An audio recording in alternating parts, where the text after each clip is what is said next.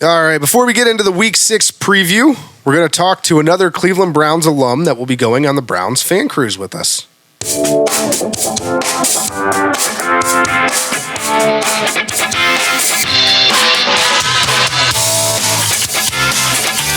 Powered by Riverside FM.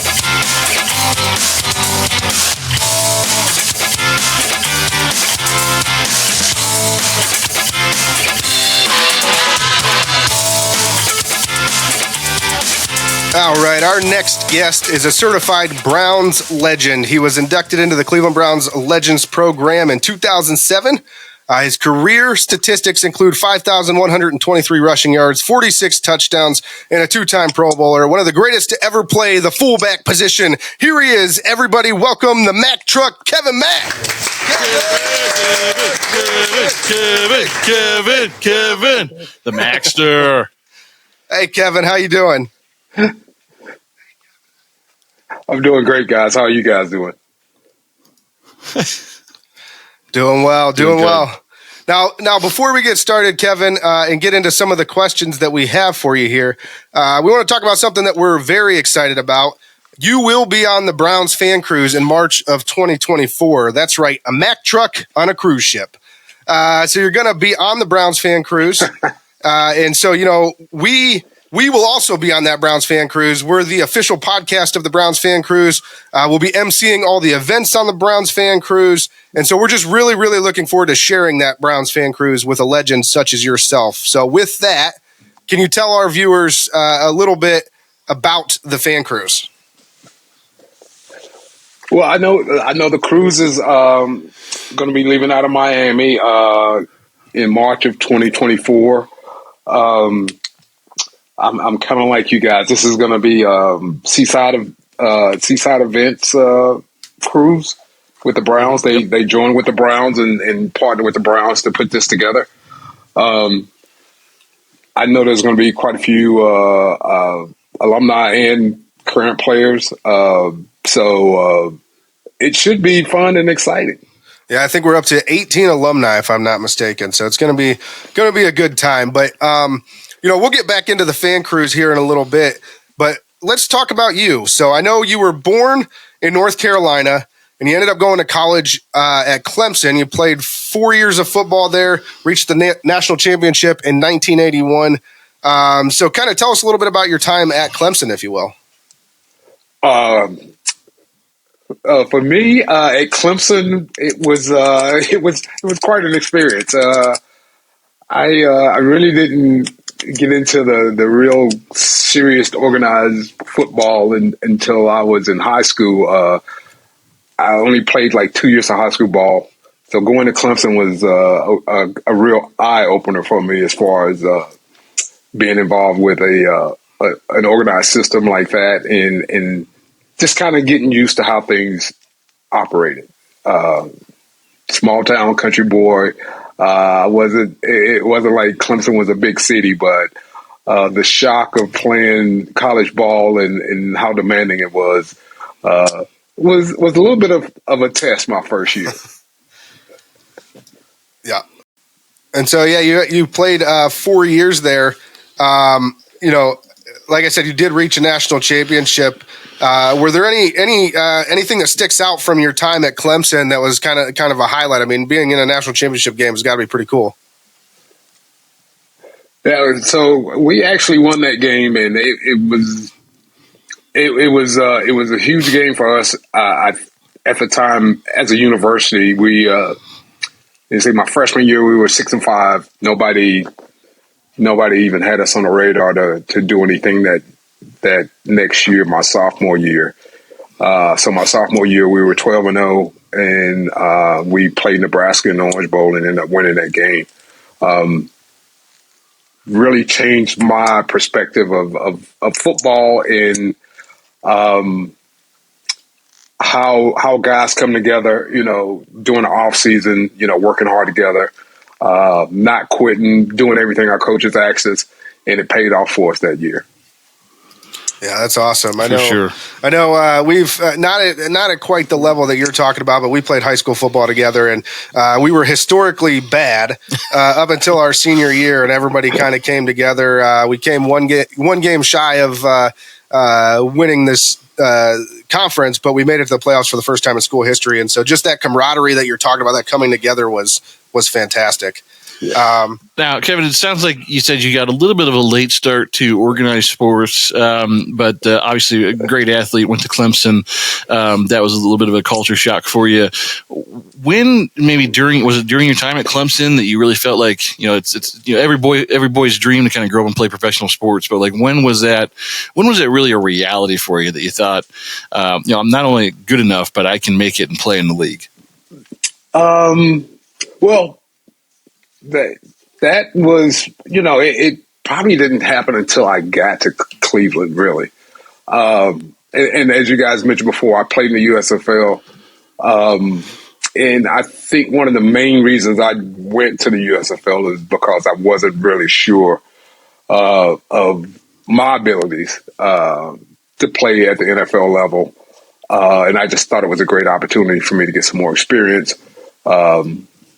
And if I did have a shot to play in the NFL, then I'd be a little bit better prepared.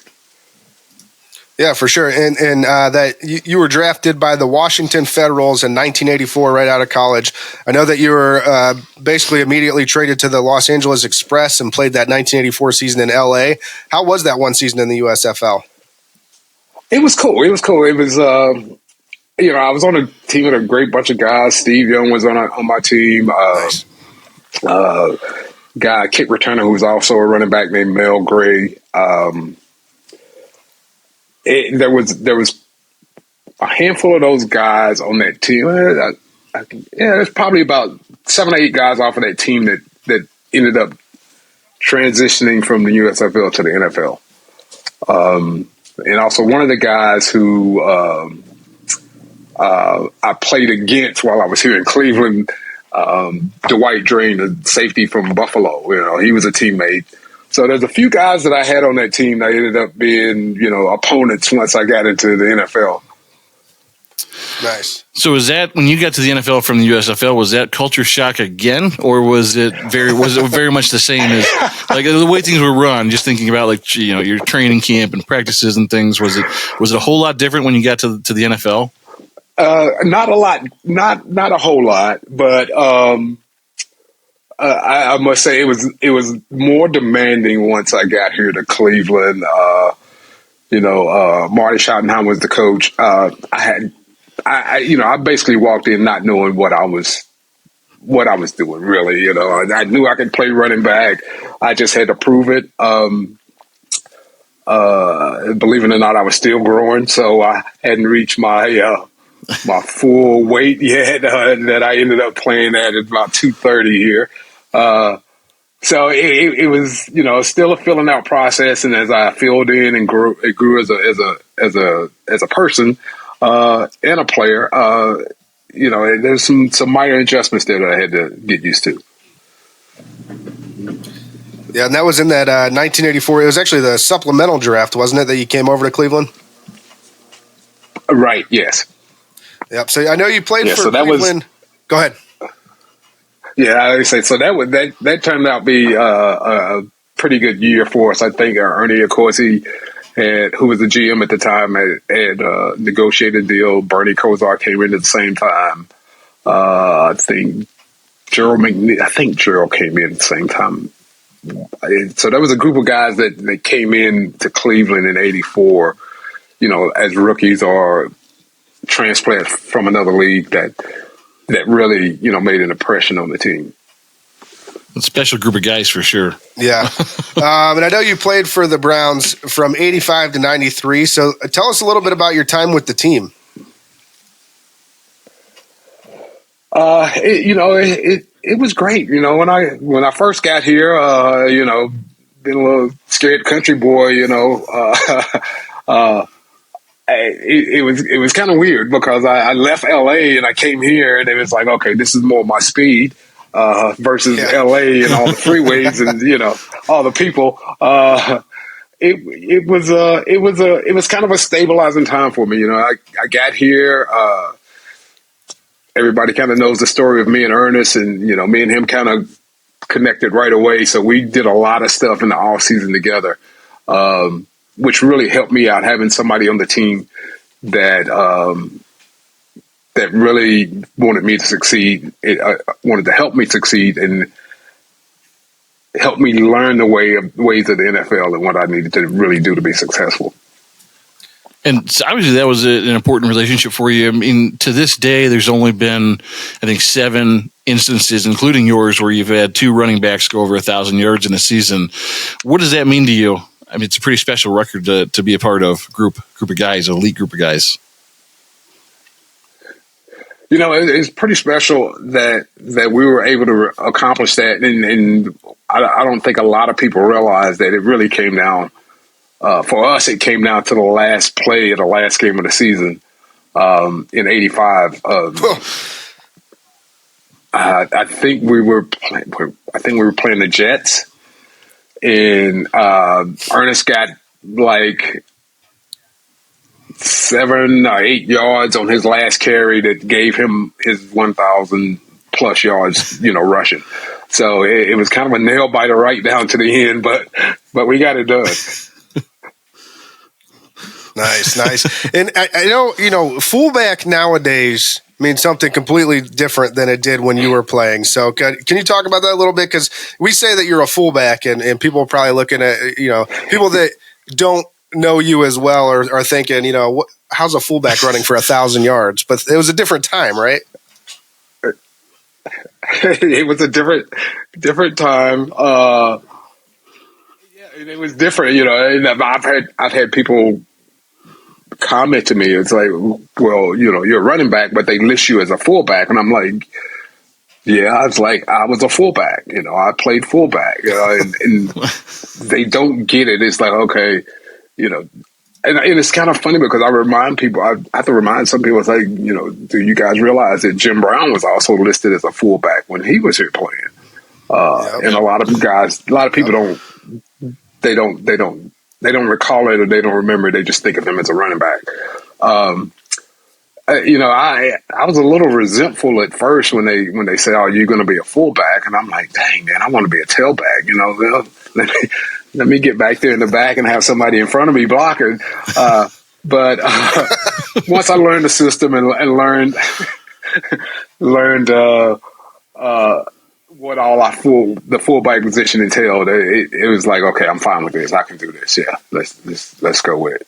The only regrets I had probably that first year was that I was pretty light. I was only about 215 then when I played my rookie year. Yeah, it's a little tough being a fullback at 215. But the speed helped me though, so I was kind of happy that I was a track runner then, Yeah. Well, obviously, that the tailback fullback combination that we had at the time was pretty successful.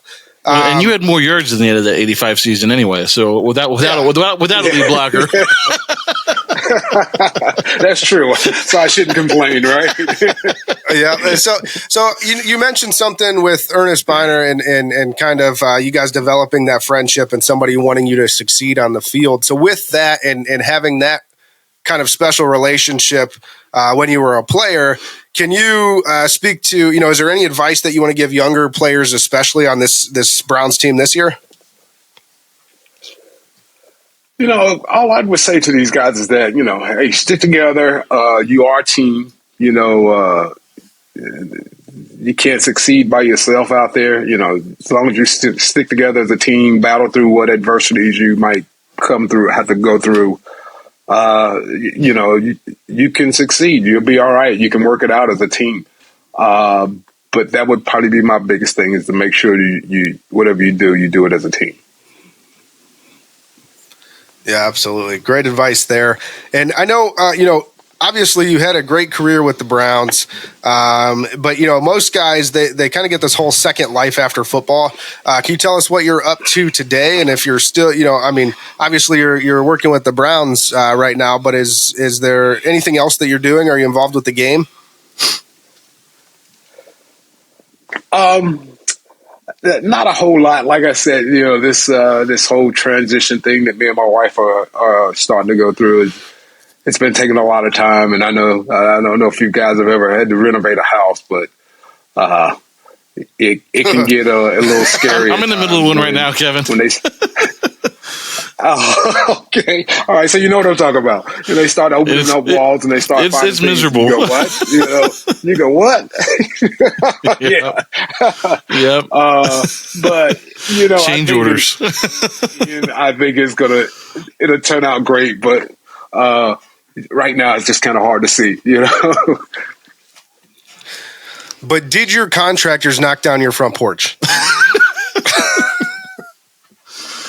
They knocked down mine. Oh my God! We'll insert that video in the. Don't tell me that's. Don't tell me that was the one thing you wanted to keep too, right? It was supposed to stay, and that was day one. They knocked the whole thing off my house, so that was great. Oh gosh! So, can you tell us a little bit about what you've done? With. Sorry, go ahead. No, I was going to say, at least you still got. I mean, it's kind of tough for me right now because, like I say, I was in Houston about 3 weeks ago, and I have no roof. There's no walls. It's like there's none. It's like, okay, guys, just put the roof on my house and I'll be happy right now. It's just kind of crazy. Like, what if it rains? That was my big question too. I'm like, if it rains, are any of my boards going to warp? Is this wood going to hold its place? It's going to. And they were like, yeah, it's fine, but it was 110, so I don't know why I was worried about the rain. It would dry up immediately. It hit the ground and evaporate. So, can you tell us a little bit about the role that you've had with the Browns over the last several years? Yeah, I've this is going on year 16 for me now with the Browns, and this is that I'm actually in my second role. Well, first role I was in player development with the team, and was working with another former player named Jerry Butler. We were pretty much in the locker room helping guys with whatever problems they might have off the field, dealing with stuff. It's kind of a hard role to explain, but you have those days where you feel like you don't have enough time to do everything. So we're basically there helping advise them on how to handle their day-to-day life. Also, while trying to make the team, if you're in training camp, just basic things that, most guys don't really think about when they're in the middle of something like that. Because, when you think about it, if you're at a team and you're trying to make a team, there's a lot of things going on in your life that don't stand still, and you still have to, handle those things. So that was my role then. Now I am in alumni relations. At one point, I was running the alumni relations department for the Browns. But probably the last 2-3 years, I've moved over to be a consultant, kind of anticipating my move and just kind of giving somebody else an opportunity to come in and learn what I did with alumni and how to keep them happy when they're doing stuff for the organization and they're looking to come to games and stuff like that. We always help our guys out and trying to make sure they support the team. Awesome. Yeah. No, and that is great. And I mean, I know that you're probably dealing with a lot of these alumni that are coming on the Browns fan cruise with us. So always a good thing. And to bring it back to that time that we'll be sharing on the open ocean in March of 2024 and a couple amazing stops along the way, let's talk about some of the things that everyone should look forward to. What is an event or activity during that cruise that you yourself are looking forward to? You know what? I have no idea. I know I've been on a few cruises, but it's been a while. Uh, I don't know. I'm not a big gambler, so you probably won't see me in the casino much. But hopefully they got a movie theater. I know all the cruises I've been on, they've always had these little areas where you could hit golf balls off the back of the ship and stuff like that. I'm a big golfer, so I love playing golf, and I'm just kind of looking forward to kind of getting away and not have to worry about much. Just, as they can say, let my hair down, which I don't have much of. Well, you mentioned movie theater. So does that mean you're a movie buff? What's your favorite movie? No, my wife is more of a movie buff than I am. She's always dragging me to movies to see. Sometimes we'll go see them, and the next day I can't hardly remember any of it. So she's always like, "Oh, you wasn't paying attention, or you wasn't doing this." Or I was like, "No, you know, I enjoy good movies, so I'm into more the thriller types, and then the action movies. So you give me a little action, I'm always awake and paying attention to those." Nice. Sometimes it's just nice to be in a dark room with some popcorn, right? Yeah, that's true too. Yeah. No, that's great, and I know that the fans will be able to kind of mingle with the alumni as well. There's not going to be any red ropes or anything like that. So is that something? I mean, I know typically you're going to events and there's this don't cross this line, whatever the case may be, but you're actually going to be able to get up close, and the fans are going to be able to get up close and personal with you guys and talk and actually have conversations with you. So I'm sure that's going to be a little bit different as well. Are you looking forward to that? Yeah. Being here in Cleveland, get recognized a lot. So I actually do interact with a lot of people just out on my own. Everyday life here in Cleveland. It's kind of funny because I played at 230. So I'm down to 195 now. So a lot of people, I'll walk by them and they'll give me a double take and they're not sure. They'll look like, and they'll go, "Are you?" And then I think they'll call out somebody's name and it's not me. And I'm like, "No, you got the wrong guy." And then when I tell them who I am, they go, "Oh my God." They be like, "Oh God, you look great." It's like, "How did you lose so much weight?" But it's kind of funny to see some of the reactions sometimes, and then it's always great for us as former players here in Cleveland to have conversations with our fans and stuff here. I know game day, I'm at the stadium on game day, and I always have quite a few interactions with fans who are there. Awesome. So this is just another day for you, except it's on a cruise. Yeah. So I'm looking forward to it. So you're built more like a basketball player now. What is your secret to your fitness? There's no secret. I just cut back on what I was. You always got to cut back on what you're eating.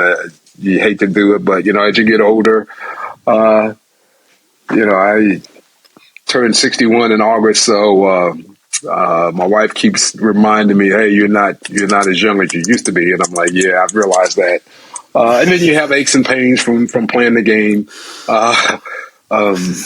So some of the injuries and stuff that you have sometimes require you to get to a lower weight where you can manage your pain. Like I have a knee that I need replaced, so instead of going and getting it replaced, I figured I could lose some weight and put it off for a couple more years before I have to really do it. That's fair. I would rather have my own knee than a fake knee.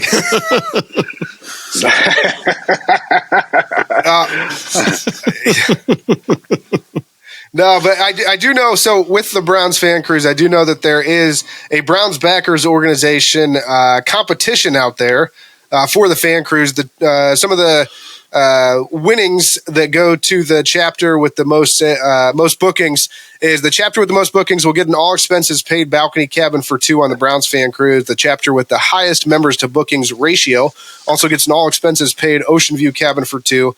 All members of the winning chapter will receive a specialty dining pass for two guests, and all members of the winning chapter will receive a Browns fan cruise commemorative Cleveland Browns autographed football.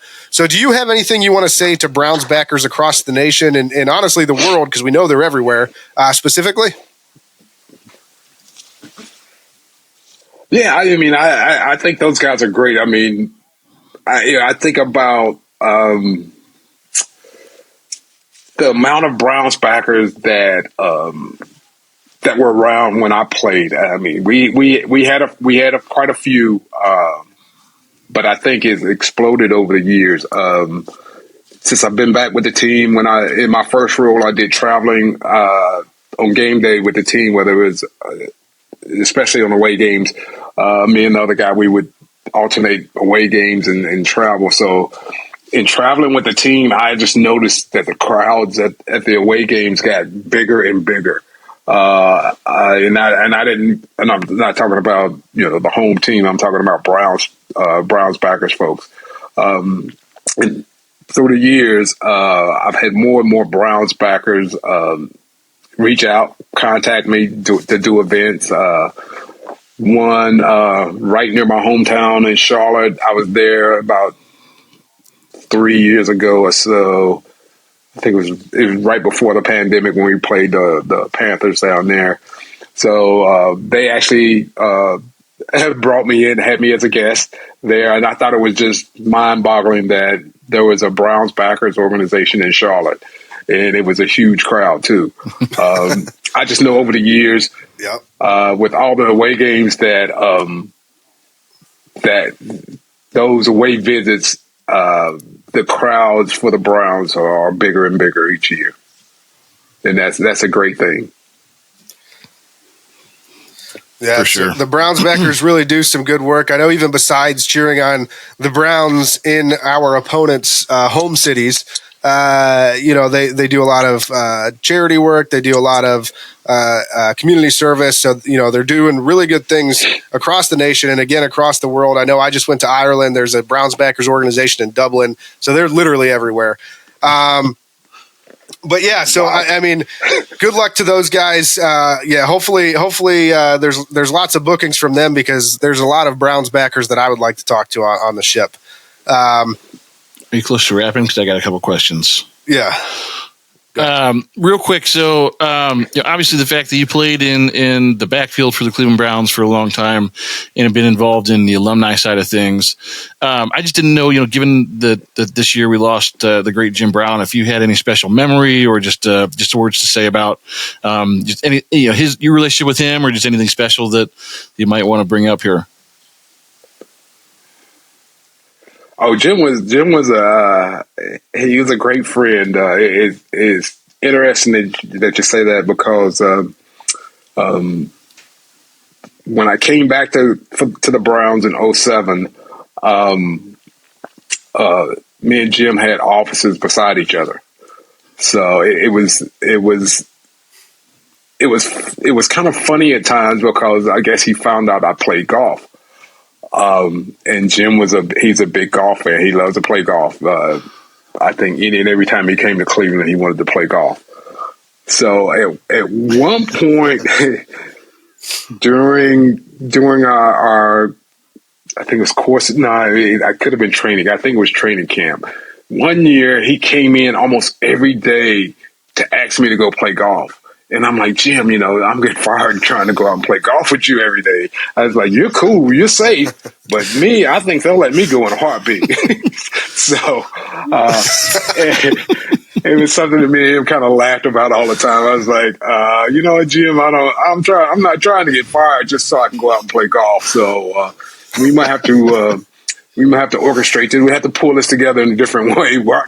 Take some time off and go play with you. So, but he would always come by. He's like, "Hey, big guy, what you doing? Let's go hit some." And I'm like, I'm shaking my head. He knows what I'm going to say. He knows I'm going to say yes. I mean, who's going to say no to Jim Brown, right? I know. We had a lot of fun together out on the golf course together. But I can't remember how old he would have been then, but he was still off the golf tee. He was still hitting the ball straight and right down the middle. I couldn't believe it. Wow. That's awesome. It is awesome. No, and then one other question that I missed here. So during your time in Cleveland, did you have a specific off-the-field memory? I know you kind of become a family with your teammates. You kind of learn to call Cleveland home, even if you're from a different area. So was there a special memory off the field from your time in Cleveland that you remember most? Yeah, I do. It's like when I got here, it's like a lot of guys, there was quite a few guys who already knew each other. They were good friends, and they do stuff with their families, and they were always doing stuff together. So, even though I grew up down south, I wasn't a big guy for going out on the water and stuff in boats. So, one of our teammates, Eddie Johnson, the linebacker, I don't know if you guys remember him, but he had invited me and about 3 or 4 other guys out to go fishing out on Lake Erie. And I'm thinking, okay, this is cool. Yeah, it's like if he's inviting this many guys, it's got to be a big boat. So it was a nice sized boat we were on. We were out Lake Erie fishing. It's early in the morning, kind of cloudy. The boat starts moving up and down, up and down. The captain of the boat offered us coffee. So they had put milk in the coffee. And we're on this boat. I'm sitting there drinking coffee, and about 45 minutes later, I'm sick as a dog. I'm hanging over the edge of the boat. Everything I ate and drank is coming out. And these guys are they're just rolling. They're laughing at me. and I'm like, hey, can we go back? And they're like, nope. You got about 5 more hours. And I'm like, oh my gosh, I'm going to die out of here. It was just like one of the most awful, sick feelings you could have. But there's nothing you can do about it. And once I got it out of my system, I was fine. But those guys, they told that story for a long time, about me getting sick on the boat. It's like, okay, all right, I got to find something to get back at you guys with. So it was Eddie Johnson. Was it one of those things? Just one of them. Yeah, go ahead. Go ahead. Yeah, I was gonna say it was Ernest, Reggie Langhorne, Eddie Johnson. I think Stephen Braggs was on the boat. It was a nightmare for me, but they loved it. All they could do was laugh. Yeah, and so it sounds like it's one of those things. Like every chance they got, hey, remember when Mac threw up on the boat? Right. Yeah. So fun times. Still, little stuff like that you run into with you have with your teammates that kind of bring you a little closer together. Also, leave you with a little bit of, okay, I got to pay these guys back too. Yeah. Yep. Awesome. No, great story. Appreciate the candid look back there. I know we're running up against time here. We really appreciate all the time you spent with us, but I did want to get just your thoughts on this year's Browns team in the season and any expectations you have for this year.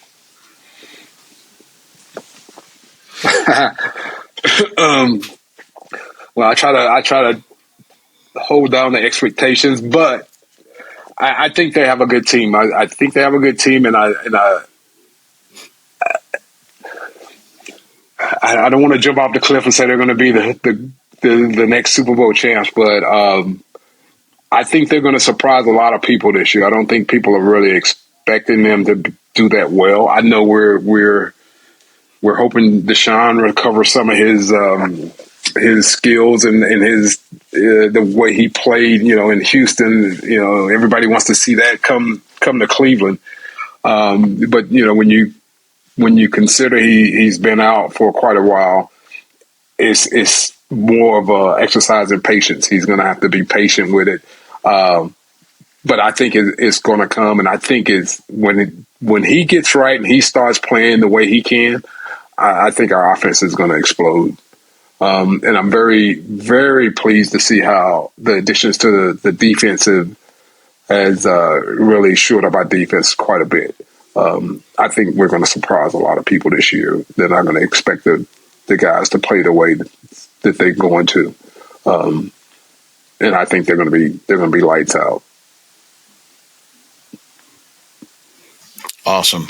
Nice. Yeah. I mean, like you said, there have been improvements on both sides of the ball. So it's an exciting time. We're looking forward to the rest of the season, and hopefully you're right, and they are going to shock the world, and do something really big here. Kenny picked him to go 6-11 or something like that. We'll see. We'll see what happens. He's the old pessimistic Browns fan. I think there'll be a. I think I've just been burned too many times, Well, I know what you mean.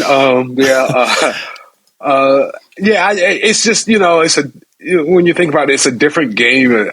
They approach the game differently these days. When I played, we came to training camp, we beat each other to death. So by the time we got to the regular season, we knew we were ready to play because we were practicing 100% against each other in training camp. These guys, they do it a little differently. They kind of ease their way into it. They don't want to get anybody injured or lose anybody during training camp or preseason. So they don't have as many snaps in preseason as we used to have. So that kind of slows their progress at the beginning of the season. And I think that's, it's just my opinion. That's what you see, from different teams around the league. It just depends on how they're playing, how they're practicing doing training camp, and how much effort they're really putting into it to simulate 100%, on the field. So it usually takes guys, a game or two to get caught up. But once they do get caught up, then they start rolling. Fair. Yeah, and I think we've seen that especially the last couple of years as training camp has kind of been. I hate to use the word softer, but it's just been it's minimized a bit. Yeah, the impact on the players and things like that. We've seen exactly what you're talking about, and it takes usually 2, 3, 4 weeks for them to ramp up in the regular season. So, yeah. Kevin, I got one more rapid fire for you. Okay. You and your prime or Nick Chubb, who wins? Wait a minute, say that again. I said, you or Nick Chubb in your prime, who wins?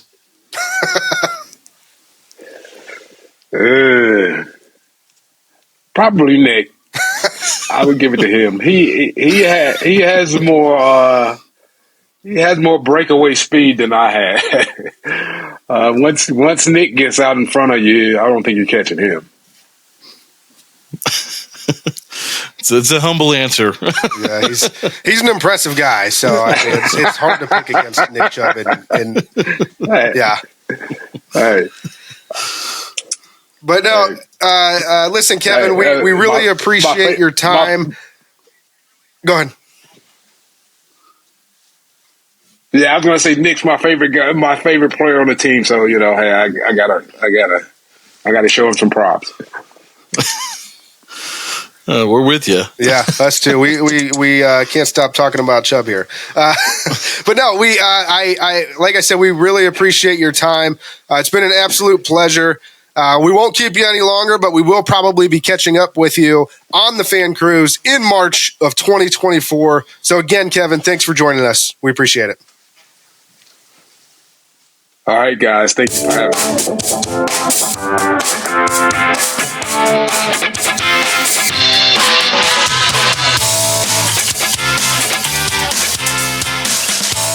I'm Kevin Mack, and you're listening to Burning River Sportscast. Go Brown.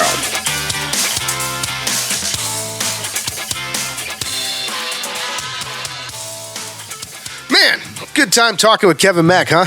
Kevin Mack. That's my dude. Kevin. That's what you were telling me. That's how you spell his name. Yeah, Mack, the Mack truck. Yeah, Kevin Mack.